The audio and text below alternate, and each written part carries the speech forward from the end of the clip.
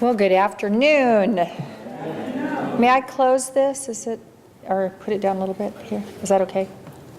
It's a computer, because I have it. Okay, I'm just going to close it up there. I'm always afraid to close somebody else's computer. You never know what you might be wiping out or something if it's not saved.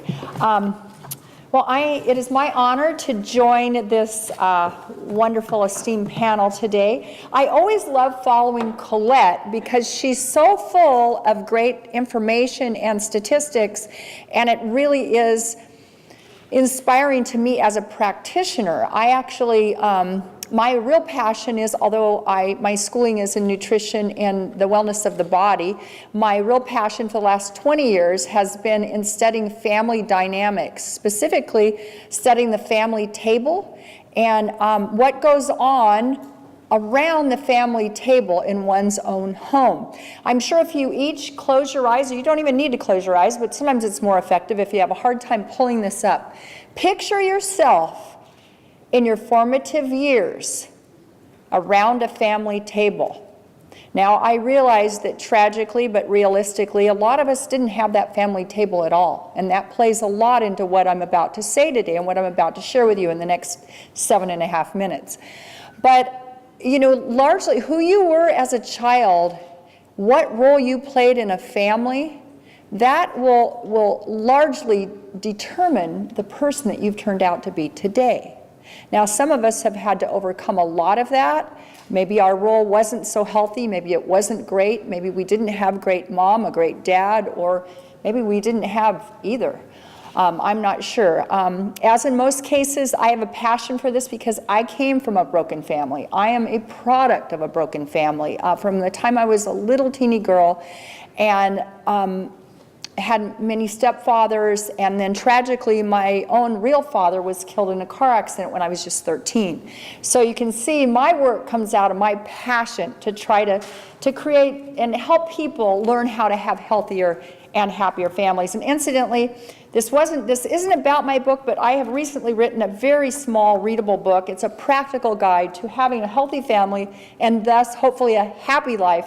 And the subtitle, What Healthy Families Learn from Healthy Moms, because of all the questions I've had from people that say, I didn't have a healthy mom, can I even read your book? The subtitle could read, or what happens to people and what can we do about it if we didn't have a healthy mom? So this is on a global perspective of how to find health in body, mind, and soul. It's just not about eating right and exercise like I like to tell people, since they genuinely know me as an exercise and nutrition enthusiast. Okay, so America's at a crossroads, right? And we're trying to rebuild a consensus or an agreement out of confusion. I'd like to say that the family is at a crossroads. We're trying to rebuild our families out of what has become such a confusing mess. I mean, we talk about I Love Lucy and the smoking, but we can also go back and we each have these memories of these, traditional families where there was a mom and a dad and kids, and there was bedtime, and there was family discussion around a family table where we talked about 3 things that I think are important, and I think that we can all agree upon, no matter where we came from, no matter what our culture is, no matter what our creeds are, no matter what our religion is, and those are the things that we desire for our family and for those that are around us. I believe we each want to see children that have character, children that have compassion, and children that grow into people who are courageous.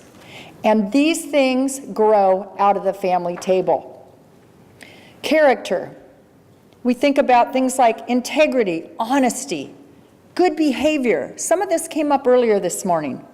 Principles for life, virtue, one of those being civility. These are the things that the family, the mother and the father, are supposed to be teaching their children around the family table.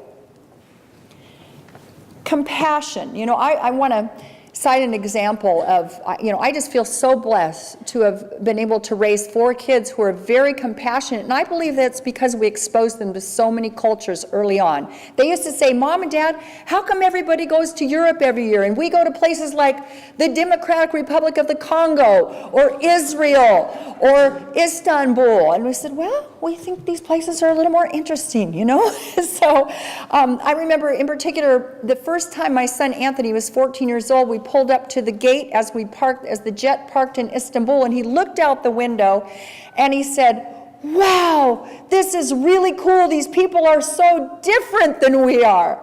And I said, yes, Anthony, they are. Isn't that exciting? So this is the way I've tried to raise my family. And you know, it really does make a difference.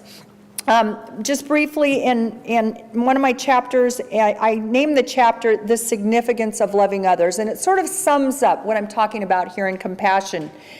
You know, your neighbor is no longer just the person that lives next door. In fact, the neighbor as a verb is a person that you may bump into at any time of the day. Somebody that you meet in the grocery store. All of us in this convention, in this conference, are all neighbors. We're close.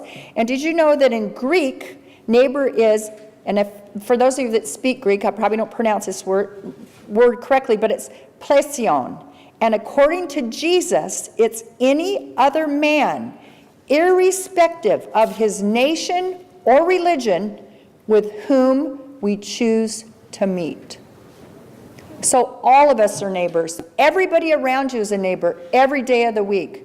Now the last point, the last C, I kind of went back to the old preaching style, I guess. I was married to a preacher for so many years. The 3 C's, the 3-point message, right? So we had character, compassion. The last one is courage. If a child cannot feel safe at home, it's really hard to be courageous in the world. But we have to raise children that are courageous. That family table, like I said, should be a safe place. But sometimes it's not. So it's so necessary that we have these after-school programs and these societal programs like Head Start and just numerous programs that you all represent here that I'm just, you know, so honored to be a part of this esteemed group and to know that I've got all of you that are in this together with me, and that is to try to create more cohesiveness, to rebuild our family, to rebuild the structure.